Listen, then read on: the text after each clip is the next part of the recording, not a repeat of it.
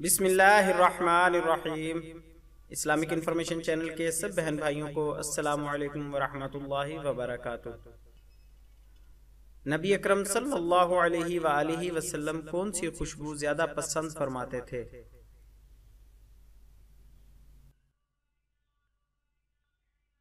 رسول اکرم صلی اللہ علیہ وآلہ وسلم کو خوشبو بہت زیادہ پسند تھی۔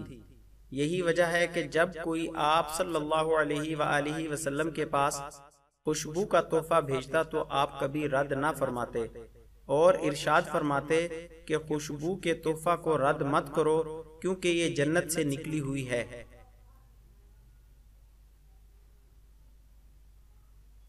رسول اکرم صلی اللہ علیہ وآلہ وسلم فرمایا کرتے تھے کہ مردوں کی خوشبو ایسی ہونی چاہیے کہ خوشبو پھیلے اور رنگ نظر نہ آئے، اور عورتوں کے لیے وہ خوشبو بہتر ہے کہ جس کی خوشبو نہ پھیلے اور رنگ نظر آئے۔ آپ صلی اللہ علیہ وآلہ وسلم نے جمعہ اور عیدین کے مواقع پر خصوصاً خوشبو لگانے کا حکم فرمایا ہے۔ رسول اکرم صلی اللہ علیہ وآلہ وسلم خود عود، کستوری اور ریحان نامی خوشبویات کا استعمال زیادہ فرماتے تھے۔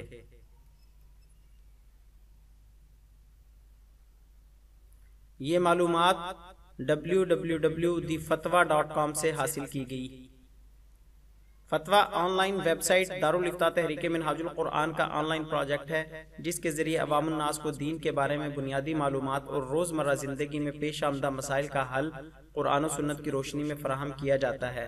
لوگ اپنی زندگی کو اسلامی طرز حیات کے مطابق ڈھالنے کے لیے یہاں سے رہنمائی حاصل کرتے ہیں، سوالات پوچھتے ہیں اور پہلے سے شائع شدہ سوالات سے اپنے دینی علم میں اضافہ کرتے ہیں۔ مزید اسلامی معلومات کے لیے ہمارے چینل کو سبسکرائب کریں اور ہماری ویڈیوز کو لائک اور شیئر ضرور کریں۔ شکریہ، جزاک اللہ خیرہ۔